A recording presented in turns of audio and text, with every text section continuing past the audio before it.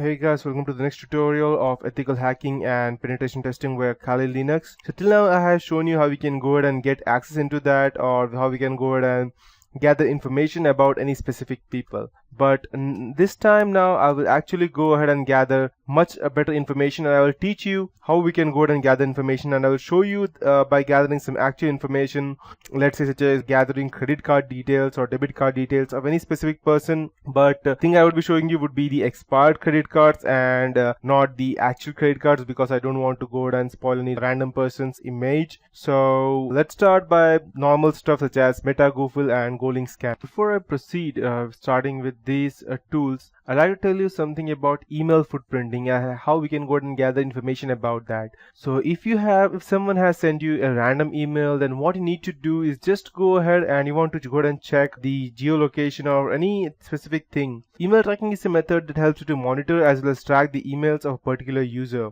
This kind of tracking is possible through digitally time-stamped records to reveal the time and date, and the geolocation, the read duration, proxy detection as to when it was read and from where it was read, and things similar to that. It provides information about the server, type of server used by the recipient as well.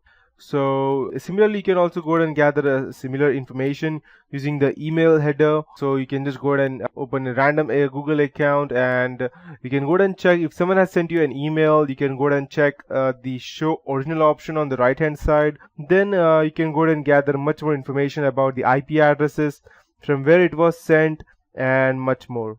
So after tracking email, let's come back to our original point of meta, Google hacking database, and the hack honeypots and Google hacks that we can see.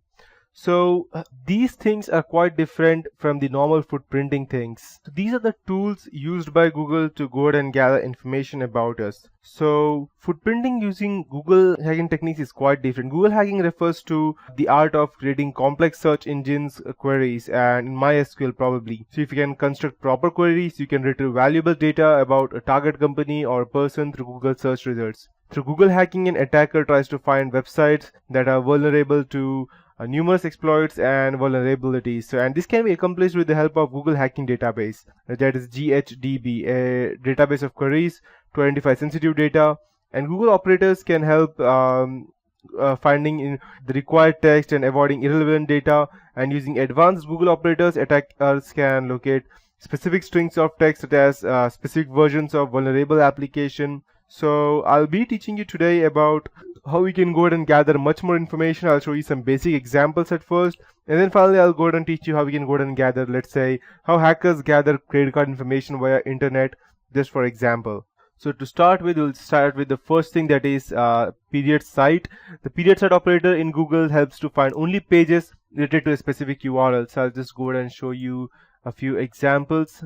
Let's say I want to gather information about, let's say, just to be precise, let's say I want to find information about a specific person or a specific vehicle on only a specific site. So the most famous site for a vehicle would be, let's say, for example, for a bike, it would be for XBHP website, and I want to want information about some random, let's say, some random bike or a person. So for this tutorial, I'll be using a bike because I don't want to go ahead and break any privacy laws of any specific person. So I'll just take a random bike. Let's say, for example, we have, let's say, a random bike for Honda, and I'll take a Honda, let's say any random bike, let's say Honda Activa, which is quite famous these days, and I want it only on a specific website. So I'll just type site : and I'll type www.xbhp.com. So when I go and hit enter, I'll only get results related to xbhp.com. As you can see that all these websites are only of xbhp. So let's say as my name, I would be checking if I want to go ahead and gather information about a specific person. Let's say any random person says Adam Smith. So I'll type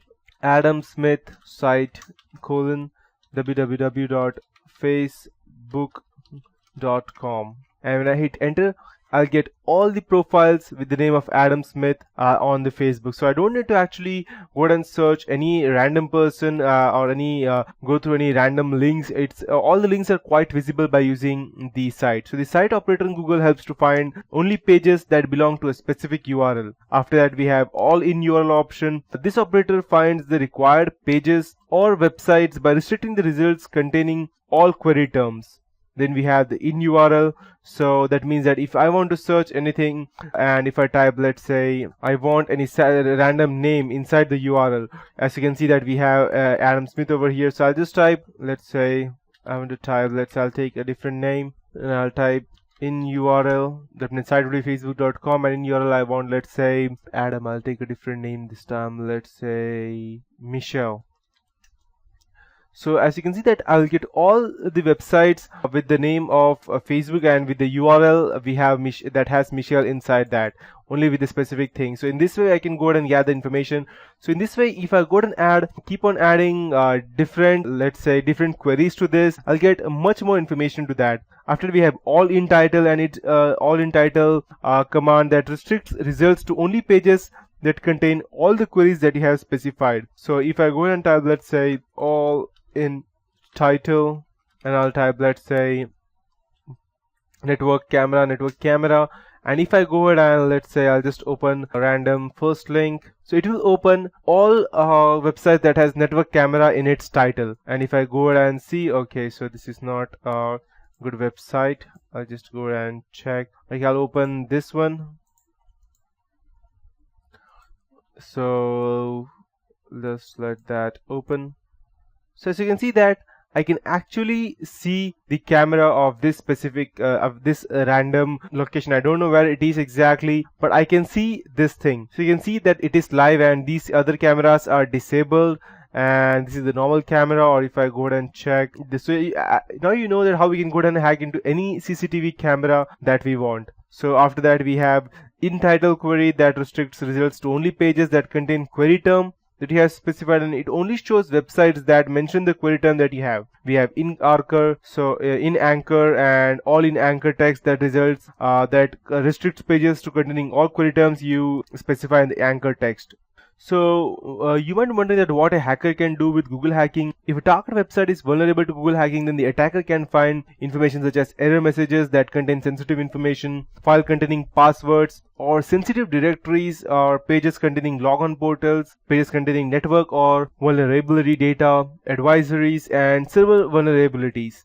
After that we have Google advanced search option. As you can see that there are different search tools, and if you go ahead and click over here, you can see the advanced search option. So this will go ahead and search everything that you want, any specific thing, and it will use the Google queries automatically. But rather than this, I would always prefer using the queries if you want to gather any information. You can also use the cache query, and I'll show you. Let's say CACHE, and I'll type, let's say grinder. So I'll get all the things. As you can see over here, we have a small tick mark, and if I go ahead and check cached web page, it will take me to the cached web page that was used previously. So in this way, what a hacker can do is that, let's say I'll type site Flipkart. I'll just type www.amazon.in, and I'll type cache, let's say flash drive, and if I hit enter, let's see what we get. As you can see, we have everything starting with the site Amazon, and we have the cached. If I go ahead and check the cached web page, so if the let's say Amazon website is not clear in keeping the cache memories, then what may happen, let's say for example the Amazon has this 3G data traveler, let's say on 30th of December as, let's say, any specific